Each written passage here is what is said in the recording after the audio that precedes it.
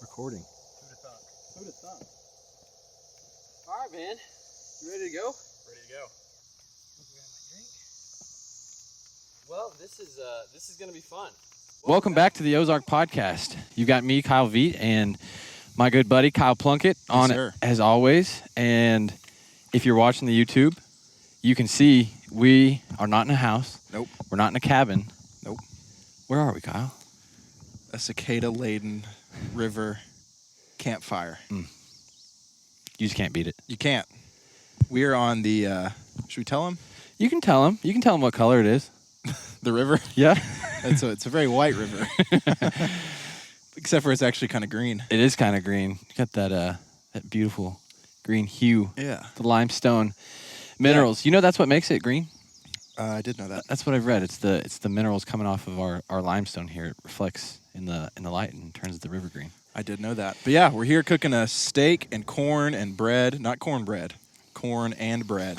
Dinner. Yes. We've been doing a little fishing and Not much catching yet. not much catching yet. Well, we haven't really focused on fishing. We haven't. That much. We've been focused on our food, our sustenance. But we know we've done a decent amount of internal episodes recently. Yeah. And that's by design. By design. Because I just had our second kid.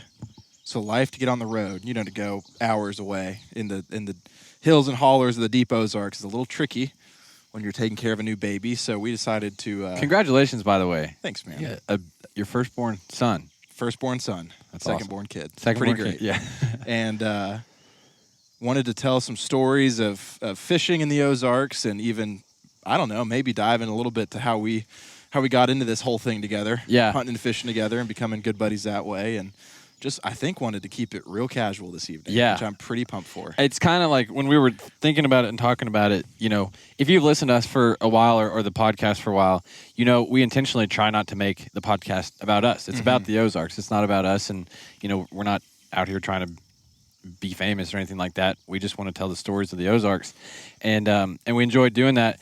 But sometimes people, they'll say, hey, it'd be nice to know y'all a little bit more and hear your story. And we don't always talk about that. So as much as we can make this casual and still be valuable to y'all who are spending your time with us, we want to do that. And so we've set up camp. We're here on the river, and we're just going to try to tell some stories and kind of treat this like as if you were sitting here with us and we were all kind of sharing stories, telling about some fishing stories and turkey hunting lately. I met a blind prophet. You have. Didn't I? Are we going to jump into that immediately? Not straight away, but Okay, we'll get good. there. Yeah, we have a blind prophet turkey story for you. Yeah. Which is amazing. A real life, we met a man who is a blind prophet. So we have a story about an armadillo kick. Yep. We've got some fishing stories of a 7-day stint. Yep. In the Ozarks. What else we got? Man, we got that story about when the guy pulled the gun on us. Yep. Chambered it.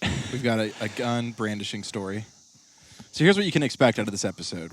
Blind prophet, armadillo kicking, gun brandishing, road tripping, fishing stories, and one turkey story. And we're going to be cooking some steak and eating and having a good time. As we go. Yeah. Yes, sir. So we've got poles set up behind us. You may be able to see them. And I think there's bait on the hook. But it's been a while since I've checked. The last time I checked, there was. So those are out there. And if something goes off and goes crazy, we'll stand up and try to pull in a fish. That'd be kind of cool. But probably won't be too focused on that. Obviously the food. And then and we're mid-cook here, so we may have to change some things and get up and move some stuff around. But anyways, Kyle, I'm going to start with, let's just start with how we met and how we started hunting and fishing together and how we got kicked off on all this stuff. When did that happen, and what were some of the first times that you and I hung out? Man, it had to have been 2015. Does that sound right? That sounds about right. Or 2016? Yeah.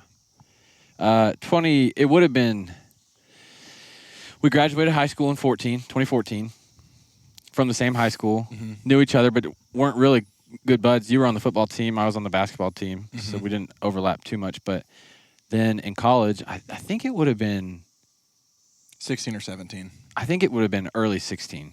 Yeah, early 16. 2016. Early in 2016, Kyle and I were on a fraternity trip, which we both collectively, I think, kind of hated. It was like go to a different city, spend a bunch of money, and do your fraternity formal kind of nonsense. It's like we spent all of our money on the hotel room. Exactly. And then we were like scraping by for dinner with our dates. And most of our friends were doing what you'd expect. We would get 2 hotel rooms, and all the guys would bunk in one room, and the girls would bunk in the other. Yeah. We were, like dating our dates at the time, and all that kind of stuff. And so, Who are now our wives. yeah, who are now our wives. And man, it was late one night, and Kyle and I were looking for some beer to get into, and so we walked like, I don't know, a mile and a half. A good long ways, brother. It was a long way. But a long, long way down the streets of St. Louis. No, Memphis. Even better. It was downtown Memphis. Or worse. Like just walking through where you don't want to be walking through at midnight. Yeah, looking for some Red Stripe, looking for some beer. We finally found some Red Stripe. And so we did. And somewhere in that evening, we had both learned, man, we're both getting into this fly fishing thing together. Mm-hmm. I had told you that I've been watching the Yeti Presents videos of fly fishing guys and thinking that was the coolest, most aesthetic, most interesting form to catch a fish ever. And I was like, I bought a fly rod. I'm getting into it. I can't wait. I'm excited. I'm like, I've tried it out a few times. I'm not very good at it, all that kind of stuff. And you're like, funny you should say that. I've been getting into fly fishing. The same thing. And so, we did what anybody should do when you're kind of striking up a friendship. And we're like, well, we should fly fish together. And normally those don't, but nobody follows through with that, right? Yeah, it's one of those things. It's like we're making plans we know we're never going to do. But we decided to do it. Mm-hmm. Like, let's figure it out together. And, okay, the more I'm thinking about this, it had to have been our last one. It had to have been 2018. You think so? Because I'm pretty sure it was right after that we decided, let's go fishing a couple of times. No, it would have been 17. It doesn't matter. Okay. Let's go fishing a couple of times, but then when we graduate, let's go on a week-long trip. Yeah. No, because it had to have been a year because we had that whole school year where it was like if we weren't in class, we were like headed to the White. That's right. And we had a lot of time going over there. All right, you pick it up from here because I've clearly forgotten details. At first, so we start going and we're trying to figure it out. And we're just getting skunked like left and right. We're catching a few fish here and there, but we're also kind of like doing that thing where you're taking your fly rod, but also taking your spin rod and kind of just trying to catch whatever. And if you don't catch anything on the fly, you switch. Mm-hmm. We did that for a little bit, but then one day we were just like, no, like we're gonna commit. We want to figure this out, and we did. And it, I mean, we fell into it like a lot of people do with fly fishing. It's like you dive. You don't just get into it, like you kind of dive deep. You start tying your own flies. Mm-hmm. If we weren't in class, and even sometimes when we were supposed to be in class, there's a cicada right there. Brute 19 cicada. Ooh, I see it. If you're not, even when we were supposed to be in class, sometimes we were heading out over to the White to try to go figure it out and fishing. We were wading in some days water that we had no business wading. Should not have been in. Huge water. Dude, so I'm remembering now sitting in your garage in your little like man cave area that you had with the TV set up. Yeah. Tying flies. Yeah. To then get on the John boat and take it out to the White. Yep. That was fun. That was fun. I'd forgotten most of that. One of the days I remember over there too, it was like middle of winter and it had snowed overnight. And we had already made plans to kind of go in the morning. And we woke up early, how you do. And I remember texting you and being like, are we still going? And you were like, absolutely. We jumped in the truck. Wouldn't miss it. It's like snow and ice on the road. I mean, it's a treacherous drive over there on those roads and from Fayetteville. And we got over there and we fished all day. We caught a lot of fish actually that day. I remember water was right. And but I remember ice forming on my rod, like in the guides. In the eyelets. Yeah. And it was like, wow, it's cold. So that's how we got into it. Yep. That's kind of the genesis. There's the start of the Ozark podcast, but more importantly, our friendship. Yeah. It's really cool. Yeah. We have a story from somewhere in those days. It was definitely in college with a broken prop. You want to tell that story? I do. And it started with the taillight being out, so we hung headlight on red mode. the back of the trailer. Yeah, on night red mode, infrared. Which kind of worked. It did work. I'm not saying it's we did get pulled over. I'm not saying it's legal, but it worked. So we got down the road. But I had this John boat in college. It was a 14-foot aluminum hull John boat that I had split with a buddy.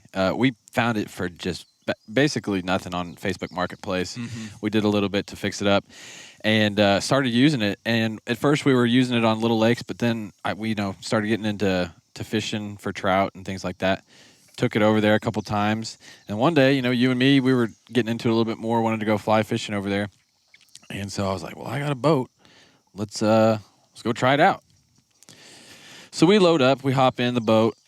Like you said, tail lights out. It's nothing fancy, but it worked. It got the job done. I think it had like a 5.5 horse. It's small, which on big water on the White, is just you're barely making progress if you're trying to fish a run over and over and over.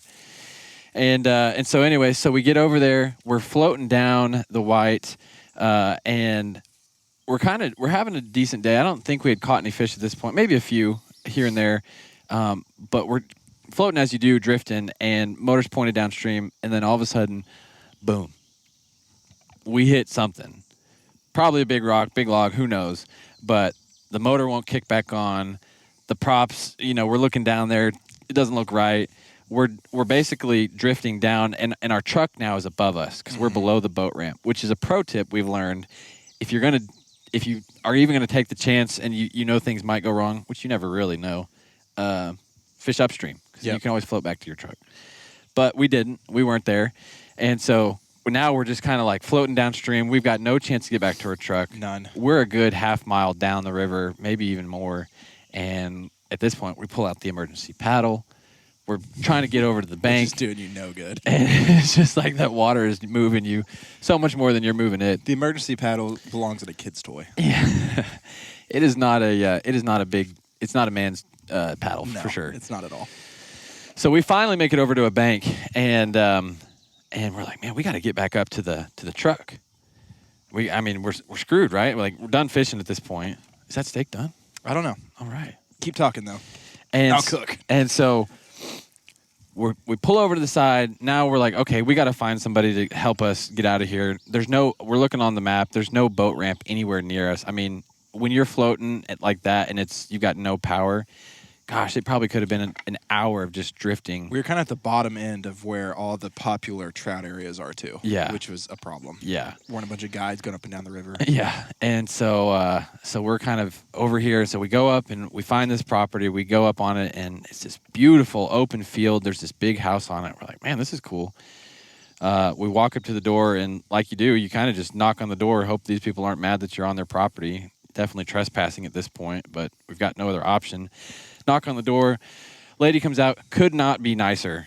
Was just a gem of a person. And she was like, what's going on? What happened? We're like, well, we busted our prop. We got no way out. Got to get back up to our truck. Here's where we're parked. She's like, yeah, y'all hop in. Come on. And so we jump in the truck with her, and she's like, I've got a private boat ramp down here that you can use, and it'll help get you out of there.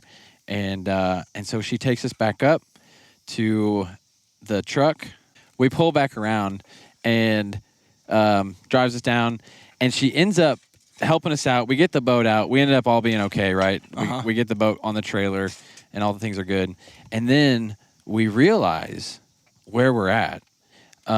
This lady, like I said, is so kind. She's like, you know what? Y'all are so great. Anytime you want to, come back here. Here's my gate code. Here's access to my property anytime you want to. Here's my number. Private boat ramp. I've got a house I'm working on building. It's going to be an Airbnb. You guys are welcome to stay there anytime you want. Just like, how could you ask for a better situation?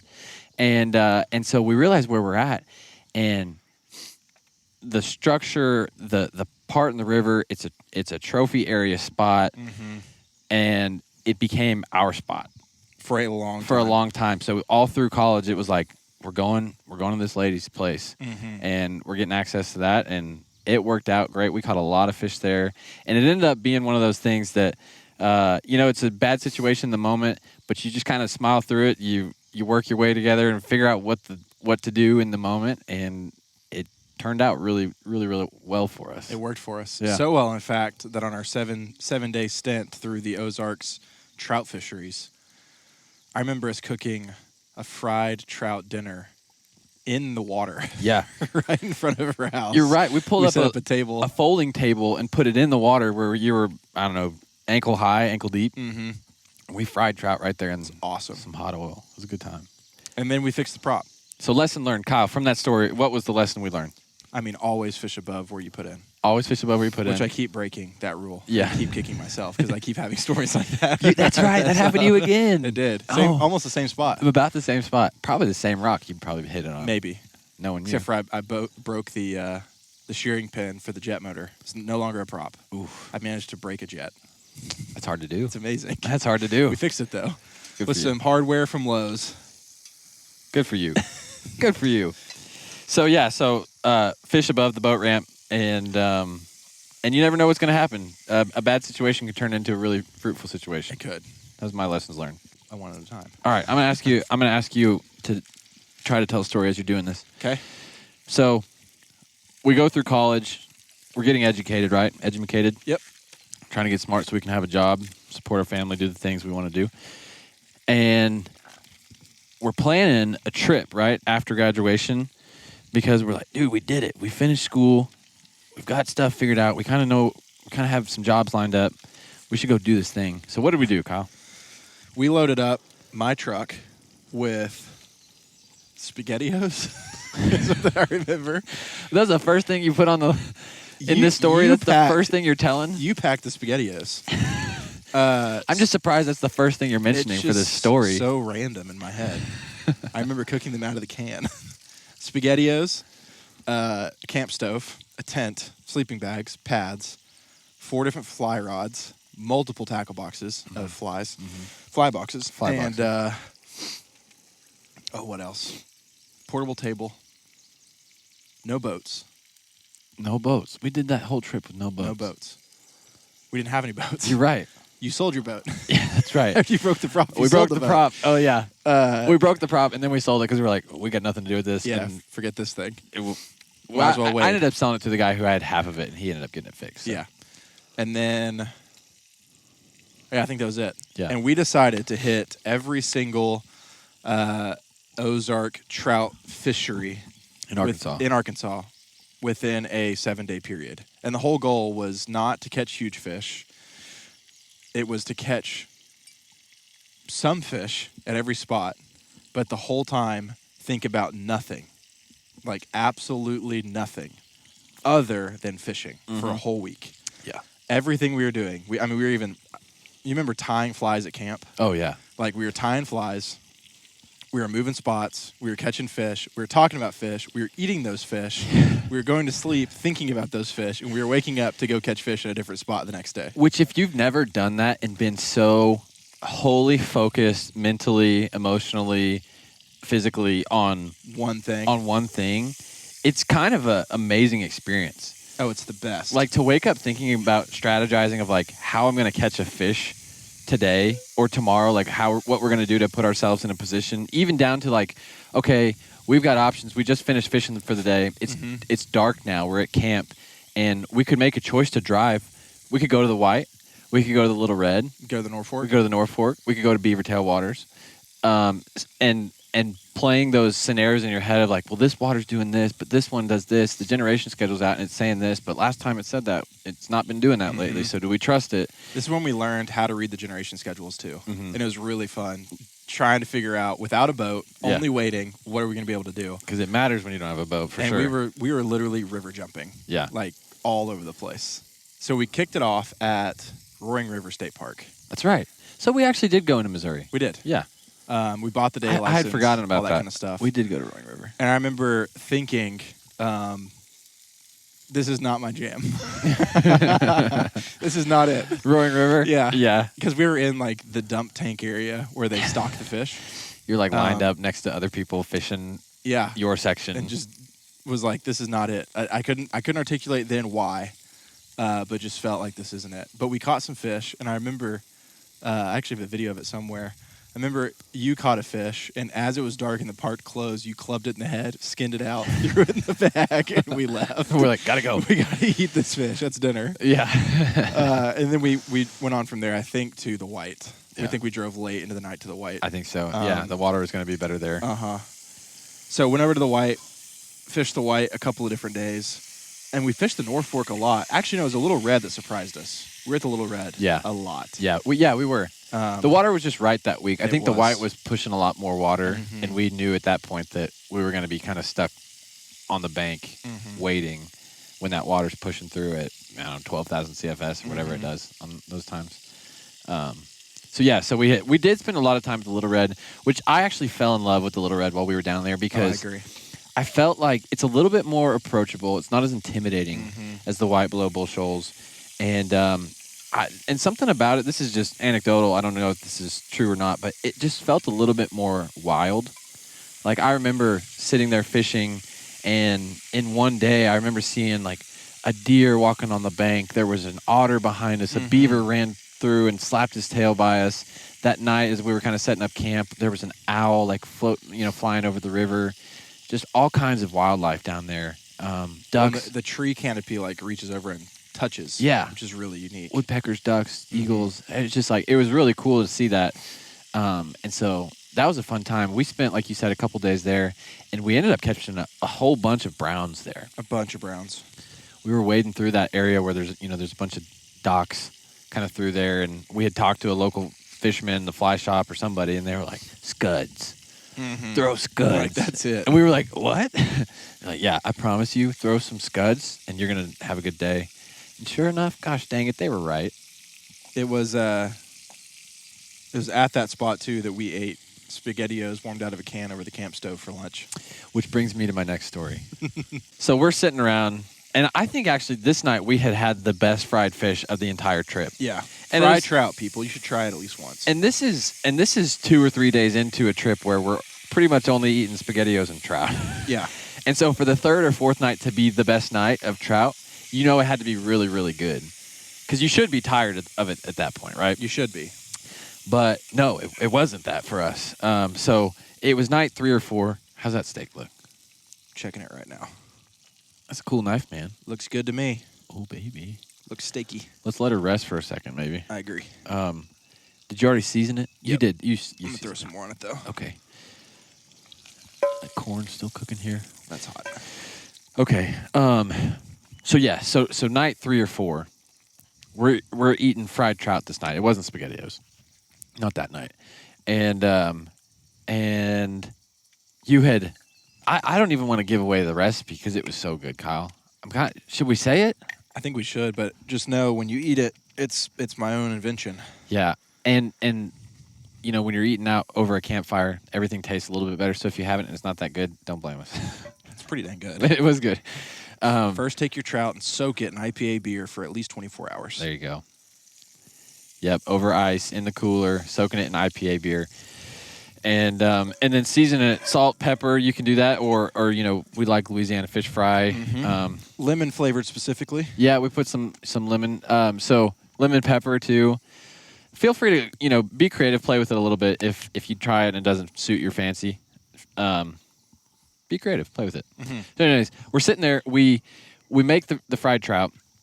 It's delicious. We're sitting there probably telling stories, talking about what's going on in life and what we're planning after college and all those things that you do sitting around a fire. And I look up and, Kyle and I, we're mid-story or something. We're talking to each other.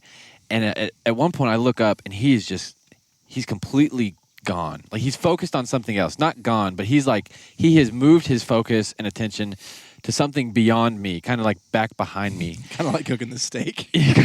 Kind of like you're doing right now. And I'm like, oh my gosh, this man is possessed. What's going on? And sure enough, I turn around and there's an armadillo like 10 feet behind me. And I'm like, why is he so locked onto this armadillo? Little did I know, friends, that Kyle Plunkett has a disgust. It's an internal rivalry with armadillos that I wasn't aware of until that very moment. Well, it's not a rivalry as much as it is. I just enjoy kicking them. I think I've booted a total now of like 12 armadillos. No way. Oh yeah. No way. Booted to the sky. No. Yes, like a football. And what do you get out of kicking them, man? I don't know. Anybody who's listening to this who's like super, I don't know, dude, PETA or is something. on you. Yeah. You're totally canceled. You're listening to a hunting and fishing podcast. I respect wildlife. It's just the armadillo. Just not the armadillo. What's the scientific name? I don't know. Rodentius armadillo. Armadillitis. It's a good guess. Here's the thing: they scare the living daylights out of me when I'm deer hunting, Yeah. and I'm walking around in the dark. I won't use my light because I don't want to spook the deer, and they sound like, I don't know, you're stepping on a bear. They make so much noise. They do make so much noise. I was actually camping the other weekend, And turkey hunting. Also, I quit kicking armadillos after this event. So remember, You're a reformed man. I was a boy. I was a boy at the time of this incident. A mere, I didn't know you were I don't know, reformed. a fresh college graduate, which you know, still a boy. Well, now I'm kind of bummed. I thought you were still an armadillo kicker. Well, tell the story. Anyway, so he is just locked in, laser focused. I'm like, Kyle, I can't even bring him out of it. You're in a trance. I was like, Kyle, what's going on? What are you doing? Looking at that armadillo. And no sooner did I ask the question, I look at the armadillo, you know, kind of behind me. I turn around to go look back to Kyle. Kyle is gone. He has bolted from his seat. It jumped over the fire like Jack be nimble, ran behind me, back behind it. And I'm just like, I'm just here for the show at this point. I'm enjoying it. Like, I didn't even pay for this performance, but I'm getting it. And he runs over to that thing, and he rears back like a college kicker, our good buddy JT. Anyway, he rears back, and he kicks, and he made such good contact. That armadillo, I kid you not, it flew 8 feet into the air. I was amazed. I didn't know what was going to happen. I saw you running at this armadillo, and I'm like, what's he going to do? Are you going to grab it? And I just didn't expect you to kick it. I really didn't. It flew. I really didn't. And it kind of flew. You had a nice little, it looked like a football. Yeah, you can kind of get under him. You kind of had a good kind of form. lift him a little bit. Form and everything. Yeah. And I'll never forget that moment. I was just sitting there thinking in my head, like, that was the weirdest thing I've ever seen, and also the most impressive. And that's the night that Kyle Plunkett kicked an armadillo.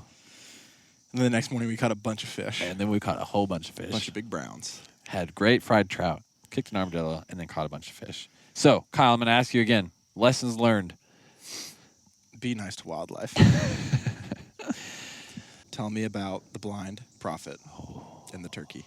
Ooh, the blind prophet. Oh man! So, as you guys know, we just wrapped up turkey season. Mm-hmm. If you're someone who can sit here as you're listening to this and say, "I did it. I got out there and killed me an Ozark turkey," my hat's off to you. Literally, tip of my hat. Hats off to you. It is not easy to do. They're hard to find. When you do find them, they're hard to kill. They use that terrain to their advantage, and it's just a tough task. It just is. And some people, you know, they may say, "Well, you just don't know what you're doing," and some of that could be true.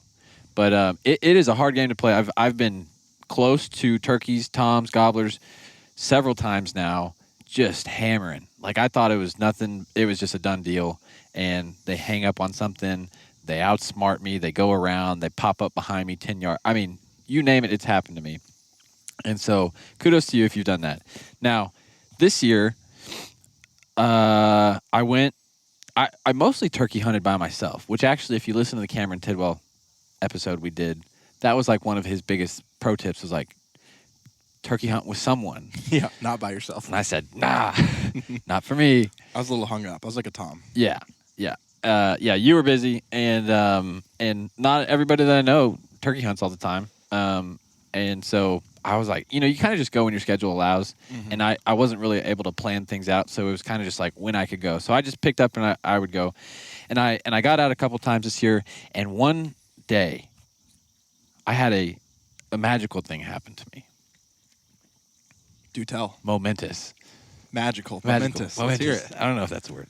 Anyways, so I'm out turkey hunting, and I'm over closer to like the Buffalo area. I won't say exactly where, but I'm over there, and I'm doing my best to, you know, I sit down, I get there before daylight. I'm in a spot where I've you know, I believe there to be turkeys there, and some of the game of turkey hunting is just hearing them. If you can hear them and you can kind of pinpoint, you can put together a game plan, and you can figure out how to get in contact with them.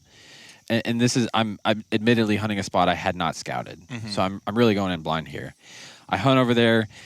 I'm calling, I'm moving around, I'm covering a lot of ground. Once I realize that nothing's in my immediate area, and no luck. I moved to another spot, no luck. I'm on public land, moving around, no luck. So I kind of pack up, and I'm like, all right, well, I better head back to Northwest Arkansas. And my wife's expecting me at home. I got stuff, chores and stuff to do. So I head back, and on my way back, I kid you not, I spent, however many hours, 5-6 hours out on public looking for birds. I'm driving back, and sure enough, right off the road, the main freaking road, there is a tom in full strut with 3 hens. Middle of the day. I mean, it's 11:30 a.m. at this point, and I'm like, are you kidding me? And it's private land. So I do what anybody does. I drive up past them. I turn around. I drive past them again. They're still there. I drive past them again. I'm like, gosh dang it, they're not moving. Like they're there, and maybe I can hunt them. Maybe you can. But I got to do it the right way. So I start driving around, and I'm looking for who owns this field. Mm-hmm. And on this side of the road, there are no houses, like nowhere near this field. And I'm back and forth, don't see any houses. So I'm like, well, maybe the owner's on the other side of the road. I'm kind of out in the middle of nowhere. And so I finally decide, okay, well, there's no houses over here. There's really no houses on the other side of the road. But there is this one little dirt road that goes up this hill, up a holler, and then kind of to the right.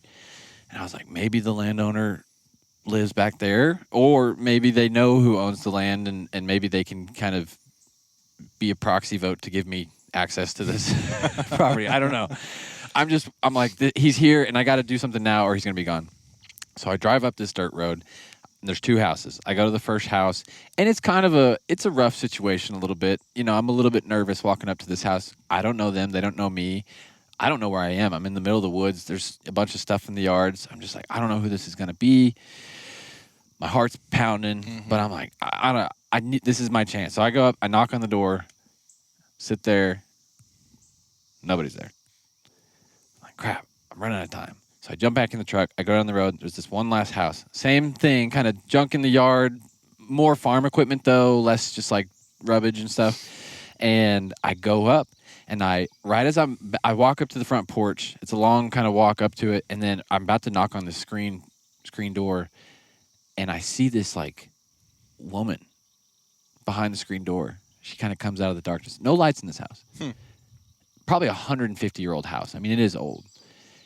This woman walks to the front. She opens the door before I even got to knock, and it is this little Guatemalan woman. In the middle of the Ozarks. Speaks no English. I was like, trying to explain to her why I'm there in all camo. Like I have no business being here, right? It's like there's a turkey down in this field. I'd like to hunt it. Do you know who owns the land? Do you own the land? Does your neighbor can I hunt this? And all she can say back to me is turkey. She goes, turkey? And I was like, yes, turkey. And she goes, turkey? Yes, ma'am. And so I'm like, well, we're not getting anywhere just saying turkey and yes. And so I go, do you know who owns the land? And she kind of looks confused, and then she turns and looks behind her, and from the darkness emerges this figure, this being, this man. He walks to the front, and right as the first light comes through the door where I'm standing at, I can see him, bald. An old man comes out, and I realize he is completely blind. And he walks up to the front of the door, and he says, I know who owns that land. And I sit there and I'm like, okay, who? Help me. I'd like to go hunt. There's a turkey down here. I'd like to go hunt this turkey. And he goes, well, who's asking? And I was like, okay, fair. I'm Kyle. I am turkey hunting, and I would like to go hunt that turkey. And he was like, okay. So I own the land, and I normally don't give permission to strangers to hunt my property. I've got kids, I've got grandchildren who hunt, and they'd kill me if I even let people hunt my property. But if you promise me your word, you give me your word to do me this favor, I'll let you go hunt that turkey. I was like, anything. Yes. Like, okay. But in the back of my mind, I'm kind of like, I'm like, well, what do you want me to do? Here's a blind guy he's old. He's a farmer, clearly, based on his property. I'm like, I don't know what he's going to ask me. Does he need help with something? Am I going this cow? Yeah. Am I going to be delivering a calf here in a moment? But I just kind of blindly commit, and I say, sure, whatever, let's do it. And he goes, you promised me you never come back here again, and you never bring anyone else to come hunt here again. I'll give you the chance to go hunt that turkey this one time, but never. I never want to, hear you on my property again. Here, not see. Anyways, and so I said, you know what? Okay, I'm game. Let's do it. And so he said, okay, well, here's the key to the gate. You can go down here. You can open the gate, and you can walk in, park your truck. He said, I wish you luck. So I go, I'm excited. I get down there, and at this point, I've spent so much time looking for the landowner. I get down there, the tom is gone. The hens are gone. Classic. And I was just like, man, I'm here. I might as well, and I know they're close. They're not too far. So I sit down, I start calling, and nothing's talking back to me. I sit there. I mean, he had 3 hens on him. Chances of pulling him off of that is slim to none, really. Mm-hmm. Anyways, but I give it a chance. Nothing happens. So then I'm like, I got to get aggressive. So I start pushing into where I think he is. And sure enough, I find those hens. And I think I bumped him because I ended up seeing him further off. But at that point, I had boogered him, and he was off, another county mile before I could even do anything about it. And so nothing ended up happening. So anyways, didn't work out, right? I go back to get the key out of the gate and take it back to him. Well, the key's gone. I was like, oh no, I've lost this key in the grass of this kind old man, and now I don't know what to do. So I go back down the driveway to his place, and he's out there in his truck. By the way, I don't think I told you this. He was in his truck. And I was like, what's he doing? He can't drive. And so I go up to him, and I start talking to him, and he had ended up, I guess he has to turn over his truck every once in a while so it doesn't break. But I go up to him, I talk to him, I was like, hey, did you happen to get the key? I didn't mean to come back here. Just want to make sure you got your key before I headed out. Didn't get the turkey. And he was like, yeah, I went over there and got it out of the lock. I don't know how he got over there, but he pulled it out, went back in. I asked him a little bit of his story, and kind of got his name and stuff like that. And then we parted ways, and I came back home, and that was kind of it until that night. What happened that night? I go to look him up because he told me a story, and I'm like, I kind of want to just fact check. I'm also kind of in the back of my mind, I'm like, this could be a really cool story. Like, I don't know, this could be a podcast thing. And so I go to look him up on Facebook, his name, and I type it in, and I find a Facebook profile. I'm kind of surprised. I wouldn't even have thought this guy had a Facebook profile, but he pops up, and I click on it, and his entire page is filled with prophecy, like Bible verses, quotes, posts about visions and dreams he's had. I mean, I'm like sitting there like, who is this guy? Who is he? And the blind turkey prophet. And that's really the last that I've seen or heard anything from him. I mean, and you can't go back. And I can't go back. I gave him my word. You promised the prophet you wouldn't go back. And I would. And gosh dang it, where he's at and just his demeanor and everything, like, I don't know much about prophets or anything like that, but I was like, if anyone is a prophet, it's this guy, right? Like, he's in the middle of nowhere and he's just doing his thing out there. So that is my story of the blind prophet. We teased the story about the gun. We should tell that one real quick, and then we'll wrap with that one. We should. All right, so it was COVID lockdown, like first couple of weeks of it. Yeah.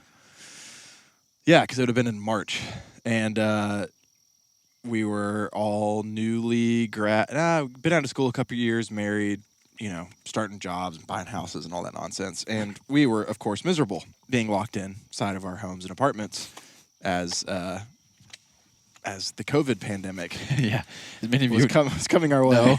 Yeah. What happened? And so Kyle and I decided to get the band of brothers together and go catch smallmouth in this creek. Who is it? It's you, me, Joe, just first names. Joe and Hunter. Is it just us 4? Is that right? We had one more. No, there was 5. And Chris. You, me, Joe, Hunter, and Chris. So, yeah, the band of brothers. Yeah. And within that mix, you have 3 pretty accomplished outdoorsmen and fishermen and 2 who aren't.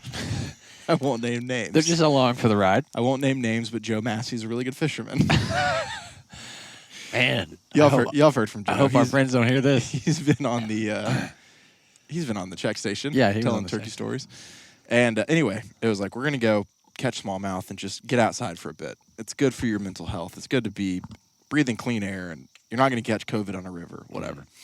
So we get on this creek, and I had read in the court case, that I was trying to figure out before, Oh, here we go. that This is where we should have known we were going wrong because we were preparing for this moment. The it night was a before, we were mistake. like, we were like fishing neighborhood creeks. Yeah. Apparently, we're Or, like, like, we need essentially to be up to date, up to code, on up to the legal code. on law and all things court cases of trespassing. Yeah, Just so in case. there was this, landmark case in the 80s in Arkansas of what a navigable waterway was. That's right. And essentially it ruled something that you could navigate a boat down. Yeah. It's navigable. If So, it's if it's a navigable by boat, boat. or a kayak or canoe, you're good. Yeah. Like the landowner could own both sides, but he can't own the middle. Yeah. And this was specific to the Mulberry River. It was. And that's the court case. You guys probably know about this. Yeah, precedent was set for that, but not much else. Yeah. So naive fishermen we jump into this creek and we're hiking it, which was also illegal because we weren't in a boat. We were not navigating it by boat. No, we were not. We were wading it. And we had some access by a nice lady who had given us, a way in, but then we went way past her property lines. And we were fishing and I'm fishing sure no and one fishing listening has ever done that before. Yeah, nobody ever. And we're catching a bunch of smallmouth, and next thing you know, there's a guy who shows up on a tractor and is pulling a gun on us. It is telling us to get out of his creek, and he owns both sides. We didn't even know he had a gun at first. Well, that's true. Telling us to get out, Yeah. that we're trespassing and whatever. And I said stupidly, well, according to the court case in 1980. whatever it was named. And this dude is like, I have no time for what you just said, No sir. time. Pulls out his gun, cocks it, says a bunch of words about how he doesn't give a crap about that court case. Yeah. He better get off his land. Yep. And that he was calling the police Yeah. to find our cars and track us down. So Yeah. we get out of there as quickly as we can. He ends Sure. up yelling at you Yeah. for having a smallmouth on the line Yeah. as he was coming up to you. Yeah. You get it off. And honestly, in hindsight, if it was my property, I'd be thinking probably the same thing. Yeah. But we get out of there very quickly and go home and sit around and talk about how we could have been shot. And at the same time that that's going on, my house is being there's a termite takeover. Oh, yeah. The infestation of termites. It's like they moved in right as they knew you were going fishing. They were hatching inside my house, and my wife is calling me bawling because the house is filled with termites. The termites go, quick, The he's house gone. we had just bought. He's gone. And, Do it now. The same time the termites are hatching by the hundreds and maybe thousands inside our home that we were already on and working on, I was getting a gun pulled on me. The beginning of the COVID pandemic. That was how it started. That's how it started. Yeah. Not our finest moment. Nope. Trespassing and getting a gun pulled on us. If that gentleman listens to this podcast, please forgive us. We were dumb. Yeah. Didn't know. And if you're We've wondering, matured since then. if you're wondering what the rule is, we did an episode with the game warden on this. We and did. Just to clear any confusion, we absolutely were in the wrong. We have learned from our ways. We're reformed men, as Kyle showed earlier with the armadillo story. So the rule is, yes, if you can, typically speaking, if you can get a boat down it, you could call it navigable.